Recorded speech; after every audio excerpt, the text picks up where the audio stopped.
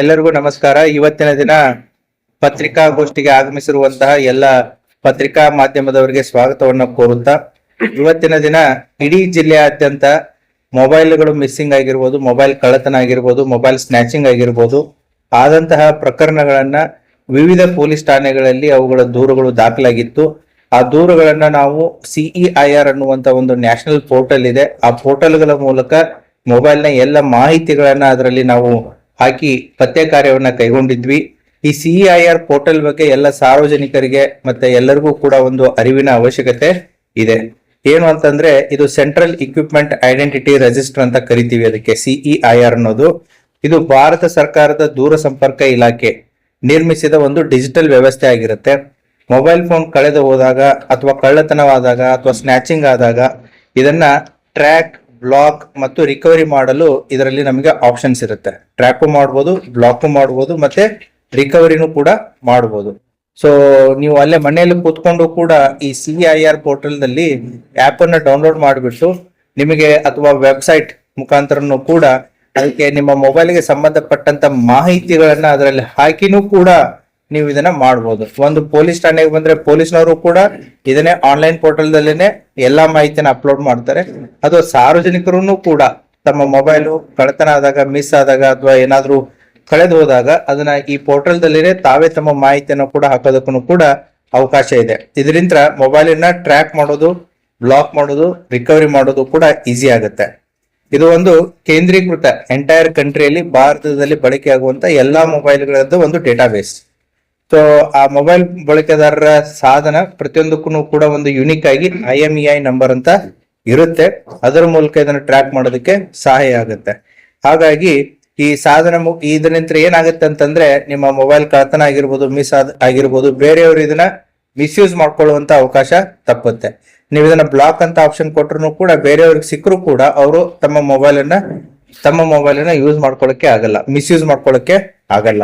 ಹಾಗಾಗಿ it is the multipurpose ಒಂದು CEIR portal ಇದ್ದಿದ್ದು. ಇದನ್ನ ಸಾರ್ವಜನಿಕರು ಕೂಡ ಬಳಸ್ಕೋಬಹುದು ಅಥವಾ ತಮಗೆ ಗೊತ್ತಾಗದಿದ್ದಾಗ ಹತ್ತಿರದ ಪೊಲೀಸ್ ಠಾಣೆಗೆ ಹೋಗಿನೂ ಕೂಡ ತಾವು ಇದರ ಬಗ್ಗೆ ಮಾಹಿತಿಯನ್ನ ಕೊಟ್ಟಲ್ಲಿ ಪೊಲೀಸ್ನವರು ಅದನ್ನ ಎಲ್ಲಾ ಮಾಹಿತಿಯನ್ನ ಅದರಲ್ಲಿ ಹಾಕಿಬಿಟ್ಟು ಪತ್ತೆ ಮಾಡುವಂತ ಒಂದು ಕೆಲಸವನ್ನ ಮಾಡ್ತಾರೆ. ಈ CEIR ಪೋರ್ಟಲ್ ಅನ್ನ ನಾವು ಕಳೆದ ಹಲವಾರು ತಿಂಗಳಿನಿಂದ ಪರಿಣಾಮಕಾರಿಯಾಗಿ ಬಳಸ್ಕೊಂಡು ಜಿಲ್ಲೆಯ ವಿವಿಧ ಪೊಲೀಸ್ ಠಾಣೆಗಳಲ್ಲಿ ಒಟ್ಟು 340 ಮೊಬೈಲ್ಗಳು, ಸೊ ಆನ್ ಎನ್ ಎವರೇಜ್ ಒಂದು 10,000 ಒಂದು ಮೊಬೈಲ್ ಅಂತಂದ್ರೂ ಕೂಡ ಸುಮಾರು 3,40,00,000 ರೂಪಾಯಿದ್ದು ಮೊಬೈಲ್ಗಳು, 340 ಮೊಬೈಲ್ಗಳು ವಿವಿಧ ಬೇರೆ ಬೇರೆ ಜಿಲ್ಲೆಗಳಲ್ಲಿ ಆ ಬಳಕೆದಾರರು ಅದು ಕಳ್ಳತನ ಆಗಿರ್ಬೋದು, ಮಿಸ್ ಆಗಿರ್ಬೋದು, ಅಥವಾ ಕಳ್ಳತನ ಮಾಡಿಬಿಟ್ಟು ಸೆಕೆಂಡ್ ಹ್ಯಾಂಡ್ ಮಾರಿರ್ತಾರೆ. ತಗೊಂಡವ್ರಿಗೂ ಗೊತ್ತಿರಲ್ಲ ಇದು ಕಳ್ಳತನದ ಮಾಲು ಅಂತಂತ ಹೇಳಿ. ಸೊ ಈ ರೀತಿಯಾಗಿ ಒಟ್ಟು 340 ಮೊಬೈಲ್ಗಳನ್ನ ನಾವು ನಮ್ಮ ಜಿಲ್ಲೆ ಅಂತ ಕಳ್ಕೊಂಡಂತಹ ಸಾರ್ವಜನಿಕರದ್ದು ಬೇರೆ ಜಿಲ್ಲೆಗಳಲ್ಲಿ ಆಗಿರ್ಬೋದು, ಬೇರೆ ರಾಜ್ಯಗಳಲ್ಲಿ ಆಗಿರ್ಬೋದು ಬಳಕೆ ಆಗ್ತಾ ಇತ್ತು. ಆ ಮೊಬೈಲ್ಗಳನ್ನ ಪೊಲೀಸ್ನವರು ಪತ್ತೆ ಮಾಡಿ ರಿಕವರಿ ಮಾಡಿ ಒಟ್ಟು ಇವತ್ತು 340 ಮೊಬೈಲ್ಗಳನ್ನ ಸಾರ್ವಜನಿಕರಿಗೆ ಮರಳಿಸುವಂತ ಒಂದು ಕಾರ್ಯವನ್ನ ಮಾಡಿದ್ದಾರೆ. ಸೊ ಹಾಗಾಗಿ ಈ ಕಾರ್ಯವನ್ನ ಮಾಡದಂತ ಎಲ್ಲ ಪೊಲೀಸ್ ಸಿಬ್ಬಂದಿ ಮತ್ತೆ ಅಧಿಕಾರಿ ವರ್ಗದವರಿಗೆ ಅಭಿನಂದನೆಯನ್ನ ತಿಳಿಸುತ್ತೆ. ಮತ್ತೆ ಮಾಧ್ಯಮದವರ ಮುಖಾಂತರ ಏನು ಅಂತಂದ್ರೆ, ಈ ಆಪ್ ಬಗ್ಗೆ ಹೆಚ್ಚಿನ ಪ್ರಚುರತೆಯನ್ನ ಸಾರ್ವಜನಿಕರಿಗೆ ತಿಳಿಪಡಿಸಿ ಅಂತಂದ್ರೆ. ಅದೇ ರೀತಿ ಇನ್ನೊಂದು ಪತ್ರಿಕಾ ಪ್ರಕಟಣೆಯಲ್ಲಿ ಆದರ್ಶ ನಗರ ಪೊಲೀಸ್ ಠಾಣೆ ಏನು ಅಂತಂತಂದ್ರೆ 2023ರಲ್ಲಿ ಆದರ್ಶ ನಗರ ಪೊಲೀಸ್ ಠಾಣೆಯಲ್ಲಿ ಒಂದು ಪ್ರಕರಣ ದಾಖಲಾಗಿರುತ್ತೆ. ಅದರಲ್ಲಿ ಸಜಾಗೆ ಶಿಕ್ಷೆಗೆ ಒಳಪಟ್ಟಂತಹ ಕೈದಿ ದರ್ಗಾ ಜೈಲಿಂದ ಪೆರೋಲ್ ಮೇಲೆ ಹೊರಗಡೆ ಹೋಗಿ ಸುಮಾರು 2.5 ವರ್ಷಕ್ಕಿಂತಲೂ ಹೆಚ್ಚು ಅವನು ತಪ್ಪಿಸ್ಕೊಂಡು ಓಡಾಡ್ತಾ ಇದ್ದ. ಆ ಹಿನ್ನೆಲೆಯಲ್ಲಿ ಆದರ್ಶ ನಗರದಲ್ಲಿ 2023ರಲ್ಲಿ ಪ್ರಕರಣ ದಾಖಲಾಗಿತ್ತು. ಕರ್ನಾಟಕ ಪ್ರಿಸನ್ ಆಕ್ಟ್ ಅಡಿಯಲ್ಲಿ ಪ್ರಕರಣ ದಾಖಲಾಗಿತ್ತು. ಅವನು ಶಿಗ್ಗಾಂವದವನು. ಇವನು ಬಾಗಲಕೋಟೆಯಲ್ಲಿ 2013ರಲ್ಲಿ ಮರ್ಡರ್ ಕೇಸಲ್ಲಿ ಈತನಿಗೆ ಕನ್ವಿಕ್ಷನ್ ಆಗಿರುತ್ತೆ, ಜೀವಾವಧಿ ಶಿಕ್ಷೆ ಆಗಿರುತ್ತೆ. ಅವನು 2017ರಿಂದ ಜೀವಾವಧಿ ಶಿಕ್ಷೆ ಆಗಿ 2017ರಲ್ಲಿ ಬಾಗಲಕೋಟದಿಂದ ನಮ್ಮ ದರ್ಗಾ ಜೈಲಿಗೆ ಬಂದಿರ್ತಾನೆ.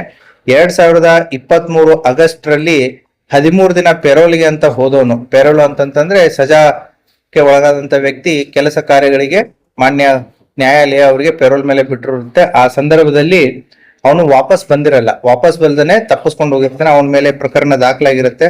ನಮ್ಮ ಆದರ್ಶ ನಗರ PSI ಮತ್ತೆ ಸಿಬ್ಬಂದಿಯವರು ಆತನನ್ನ ಸುಮಾರು 2 ವರ್ಷ 10 ತಿಂಗಳ ನಂತರ ಆತನ ಇರುವಿಕೆಯನ್ನು ಪತ್ತೆ ಮಾಡಿ ಆತನನ್ನ ಮಾನ್ಯ ನ್ಯಾಯಾಲಯಕ್ಕೆ ಹಾಜರುಪಡಿಸಿದ್ದಾರೆ. ಆತ ಮೈಸೂರಲ್ಲಿ ತಲೆಮರೆಸಿಕೊಂಡಿದ್ದ.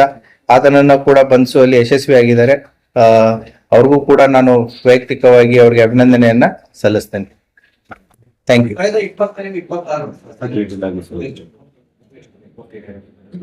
ಅದ್ರ ಡೇಟಾ ಈಗ ನನ್ನ ಹತ್ರ ಇಲ್ಲ. I will give you. 2024-25 ನನ್ನ ಡೇಟಾ ಇಲ್ಲ ನನ್ನ ಹತ್ರ ಈಗ. ಟೋಟಲ್ ಎಷ್ಟಾಗಿದೆ ಏನು ಅಂತಂತೇಳಿ. So next time will give that.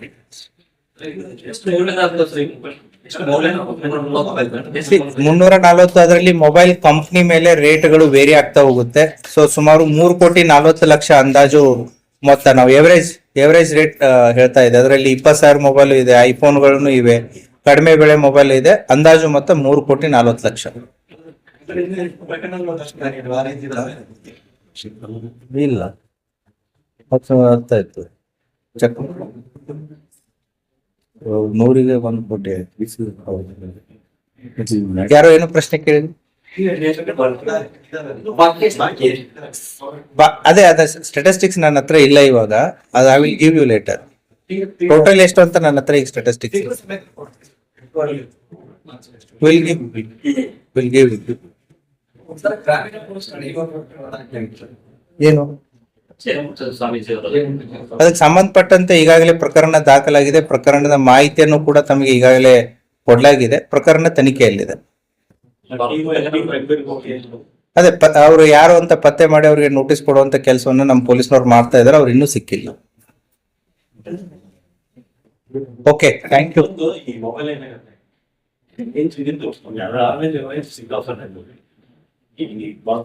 ಮಾಡ್ತಾರೆ ಯೂಸ್ ಮಾಡ್ತಾ ಇದ್ದಾರೆ. ಈಗ ಸ್ಪೇರ್ ಪಾರ್ಟ್ ಅಲ್ಲ, ಆ ಆಪ್ಷನ್ ಇದೆ. ಬಟ್ 90% ಟೈಮ್ ಏನಾಗ್ತಾ ಇದೆ, ಇನ್ನು ಅದ್ರ ಬಗ್ಗೆ ಡಿಸ್ಕಸ್ ಮಾಡೋದು ಬೇಡ. ಕಳ್ರಿಗೆ ಗೊತ್ತಾಗತ್ತದೆ. ಈಗ ಮೊಬೈಲ್ ಅದೇ ಯಾರು ಎಲ್ಲರೂ ಕಳ್ಕೊಂಡ್ರ ಮತ್ತೆ ಆಶ್ಚರ್ಯ ಇಲ್ಲ, ಒಬ್ರು ಯಾರೋ ಕಳ್ಕೊಂಡಿದ್ದಾರೆ. ಅಲ್ಲ, ಈಗೂ ಕಾಲ ಮಿಂಚಿಲ್ಲ. ತಾವು CIR ಪೋರ್ಟಲ್ ನಲ್ಲಿ ಹಾಕಿ ಅದನ್ನ ಈಗ ಯಾವಾಗ ಬೇಕಾದ್ರೂ ನೋಡಿ. KSP ಆಪ್ ಅಲ್ಲಿ ಬೇಡ, CEIR ಪೋರ್ಟಲ್ ಅಂತ ಇದೆ. ನೀವು ಪೊಲೀಸ್ ಸ್ಟೇಷನ್ಗೆ ಹೋದ್ರು ಕೂಡ ನಿಮ್ಗೆ ಏನ್ ಬೇಕು, ಆ ಮೊಬೈಲ್ ಡೀಟೇಲ್ಸ್ ಬೇಕು ನಮಗೆ. ಅದ್ರದ್ದು IMEI ನಂಬರು, ನಿಮ್ಮ ಮೊಬೈಲ್ ನಂಬರ್ ಏನಿತ್ತು. ಸೊ ಈಗ ಮೊಬೈಲ್ ಕವರು ಅಥವಾ ಏನಾದ್ರು ಇತ್ತು ಅಂತಂದ್ರೆ ಆ ಮೊಬೈಲ್ ಮಾಡೆಲ್ ಯಾವ್ದು, ನಿಮ್ದು ಯಾವ್ದು ಯುನಿಕ್ ID ಇರುತ್ತೆ ಪ್ರತಿ ಮೊಬೈಲ್ಗೂ ಕೂಡ. ಸೊ ಅದ್ರ ಮಾಹಿತಿ, ಬೇಸಿಕ್ ಇನ್ಫಾರ್ಮೇಶನ್ ಬೇಕಾಗುತ್ತೆ. ಆ ಇನ್ಫಾರ್ಮೇಶನ್ ತಗೊಂಡೋಗಿ ಈಗಲಾದ್ರೂ ಕೊಡಿ. ನಮ್ಮ ಸೆಂಟ್ ಪೊಲೀಸ್ ಸ್ಟೇಷನ್ ದಲ್ಲಾದ್ರೂ ಕೊಡಿ, ಗಾಂಧಿ ಚೌಕದಲ್ಲಾದ್ರೂ, ಎಲ್ಲಾದ್ರೂ ಕೊಡ್ಬೋದು. ಅದ್ರ all possibilities are there. I don't want to discuss ಏನು ಯಾವ ರೀತಿ ಮಾಡ್ಬೋದು, ಹೇಗ್ ಮಾಡ್ತಾರೆ ಅಂತಂತೇಳಿ. I can give that explanation 1-to-1, not ಅದು ಏನು ಕಳ್ಳರಿಗೆ ಅನುಕೂಲ ಆಗುತ್ತೆ. ಅದಕ್ಕೆ I don't want to discuss. ಅಂದ್ರೆ ಡಿಸ್ಮ್ಯಾಂಟಲ್ ಆಗಿರುತ್ತೆ ಅಷ್ಟೇ. That is the only option. Spare parts, bike ಹೋದ್ಮೇಲೆ ಬೈಕ್ ಯೂಸ್ ಆಗಿರಲ್ಲ, ಟೈರ್ ಒಂದ್ ಕಡೆ ಹೋಗುತ್ತೆ, ಇಂಜಿನ್ ಒಂದ್ ಕಡೆ ಹೋಗುತ್ತೆ. ಸೊ ಅವಾಗ ಬೈಕ್ ಸಿಗಲ್ಲ. ಹಾ, so that is how. If that is the only option. ಇಲ್ಲ ಅಂತಂದ್ರೆ ಸ್ವಿಚ್ ಆಫ್ ಇರ್ಬೇಕು ಕಂಟಿನ್ಯೂಸ್ ಆಗಿ.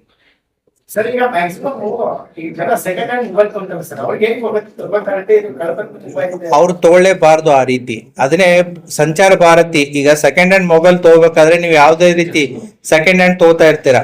ಮನೆ ಕಟ್ಸಿದ್ದನ್ನ ನೀವು ಯಾರೋ ಒಬ್ರು ಮನೆ ಕಟ್ಸಿರ್ತಾರೆ, ನೀವು ಮನೆ ತಗೋತಿರ್ಬೇಕಾದ್ರೆ ನೀವೆಲ್ಲ ಯಾವ ರೀತಿ ಡಾಕ್ಯುಮೆಂಟೇಶನ್ ವೆರಿಫಿಕೇಶನ್ ಮಾಡ್ತೀರಿ? ಆ ಎಚ್ಚರಿಕೆ ನಮಗಿದೆ, ಯಾಕಂದ್ರೆ ಮೋಸ ಹೋಗಬಾರ್ದು ಅಂತಂತೇಳಿ. ಅದೇ ರೀತಿ ನೀವು 2-ವೀಲರ್ 4-ವೀಲರ್ ಪರ್ಚೇಸ್ ಮಾಡ್ಬೇಕಾದ್ರೆ ಸೆಕೆಂಡ್ ಹ್ಯಾಂಡ್ RC ಬುಕ್ ನಿಮ್ಮ ಹೆಸರಿಗೆ ಬರೋ ತನಕನೂ ಕೂಡ ನೀವು ಇದನ್ನ ಮಾಡ್ತೀರಿ. ಮನುಷ್ಯ ಯಾವ್ದೇ ಸೆಕೆಂಡ್ ಹ್ಯಾಂಡ್ ಪರ್ಚೇಸ್ ಮಾಡ್ಬೇಕಾದ್ರೆ ವ್ಯಾಲ್ಯೂಯೇಬಲ್, ಅದೇನು ಸಮಸ್ಯೆ ಇಲ್ಲ ಅಂತಂದಾಗ, ವ್ಯಾಲ್ಯೂಯೇಬಲ್ ಇದ್ದಾಗ ಅದನ್ನ 10 ಸಾರಿ ವೆರಿಫೈ ಮಾಡಿ ತಗೋತೀವಿ. ಅದೇ ರೀತಿನೂ ಕೂಡ ಸೆಕೆಂಡ್ ಹ್ಯಾಂಡ್ ಮೊಬೈಲ್ ತಗೋತಿರ್ಬೇಕಾದ್ರೆ ಸಂಚಾರ ಭಾರತಿಯಲ್ಲಿ ನಿಮಗೆ ಇದು CIR ಒಂದೇ ಅಲ್ಲ, ಅದು ಮೊಬೈಲು RD ನಿಮ್ ಇನ್ಕ್ಲೂಡಿಂಗ್ ಸಿಮ್ನು ಕೂಡ ಬೇರೆಯವರ ಹೆಸರಲ್ಲಿ ಇದೆಯಾ ಅಥವಾ ನಿಮ್ಮ ಹೆಸರಲ್ಲಿ ಇದೆಯಾ, ಅಥವಾ ನಿಮ್ಮ ಹೆಸರಲ್ಲಿ ಎಷ್ಟು ಸಿಮ್ಗಳು ಆಲ್ರೆಡಿ ಚಲಾವಣೆಯಲ್ಲಿದೆ. ನೀವು ಅನ್ಕೊಂಡಿರ್ತೀರಿ ನಿಮ್ಮ ಹೆಸರಲ್ಲಿ ಒಂದೇ ಸಿಮ್ ಇದೆ, ಅಥವಾ ನಿಮ್ಮ ಮೊಬೈಲ್ ನಂಬರ್ ಯೂಸ್ ಮಾಡ್ತಾ ಇದ್ದೀರಾ ಅಂತೇಳಿ. ನಿಮ್ದು ಆಧಾರ್ ಕಾರ್ಡು ಅಥವಾ ಬೇರೆ ಯಾವುದೋ ID ಕಾರ್ಡು ಮಿಸ್ಯೂಸ್ ಆಗಿಬಿಟ್ಟು ನಿಮ್ಮ ಹೆಸರಲ್ಲಿ ಇನ್ನೊಂದು ಸಿಮ್ ಯೂಸ್ ಆಗ್ತಾ ಇರ್ಬೋದು. ಅದನ್ನು ಕೂಡ ವೆರಿಫೈ ಮಾಡೋದಕ್ಕೆ ಈ ಸಂಚಾರ್ ಭಾರತ್ ಆಪ್ ಅಲ್ಲಿ ಅದು ಆಪ್ಷನ್ ಇದೆ. ಅದೇ ರೀತಿ ನಿಮ್ಮ ಮೊಬೈಲು ಹೊಸದು ಅಥವಾ ಸೆಕೆಂಡ್ ಹ್ಯಾಂಡ್ ಅಂತ ಚೆಕ್ ಮಾಡೋದಕ್ಕೂ ಕೂಡ ಅದು ಆಪ್ಷನ್ ಇದೆ. ಸೊ ಸಂಚಾರ ಭಾರತಿ ಆಪ್ ಬಗ್ಗೆ ಮಾಹಿತಿಯನ್ನ ನಾನು ನಿಮಗೆ ಮೀಡಿಯಾ ಗ್ರೂಪ್ ಅಲ್ಲಿ ಹಾಕ್ತೀನಿ.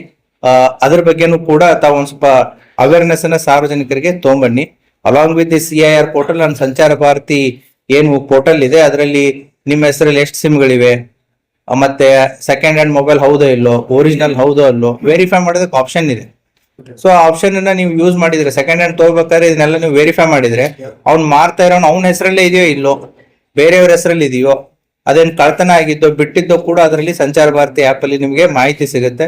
I will share what are the benefits of the Sanchar Bharati app in your WhatsApp group. See ಇಲ್ಲಿ ಏನಾಗುತ್ತೆ, ಈ ಮೆಜಾರಿಟಿ ನಮ್ಗೆ ಏನು ರಿಕವರಿ ಆಗಿದಾವೆ they are the innocent persons.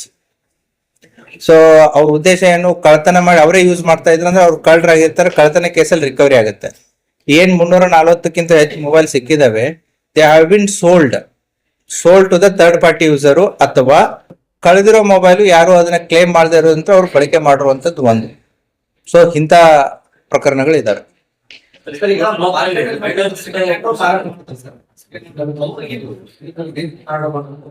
This are the rules. ಸಂಚಾರ ಭಾರತಿ ಆ ರೀತಿ ಸೆಕೆಂಡ್ ಹ್ಯಾಂಡ್ ಅವರು ತಗೊಂಡ್ ಮಾರ್ತಿರ್ಬೇಕಾದ್ರೆ ಅದನ್ನ ಓನರ್ಶಿಪ್, ಡಾಕ್ಯುಮೆಂಟೇಶನ್ ಯಾರ ಹೆಸರಲ್ಲಿದೆ, ಕೊಡ್ತಾ ಇರುವಂತ ಮೊಬೈಲ್ ಅವನ ಹೆಸರಲ್ಲೇ ಇದೆಯೋ ಇಲ್ವೋ. So they have to ensure that proper documentation of that mobile. ಅವಾಗ ಸೆಕೆಂಡ್ ಹ್ಯಾಂಡ್ ಅವ್ರು ತಗೋಬಹುದು. ಸೆಕೆಂಡ್ ಹ್ಯಾಂಡ್ ಮಾರ್ಬೇಕಾದ್ರೂ ಕೂಡ ಅದನ್ನ ಅದೇ ರೀತಿನೇ ಓನರ್ಶಿಪ್ ಟ್ರಾನ್ಸ್ಫರ್ಶಿಪ್ ಆಗ್ಬೇಕು. This is the procedure they have to follow. ಅವ್ರು ಮಾಡ್ತಾ ಇಲ್ಲ ಅಂತಂದ್ರೆ ಅದು ತಪ್ಪು ಮಾಡ್ತಾ ಇದಾರೆ ಅಂತ.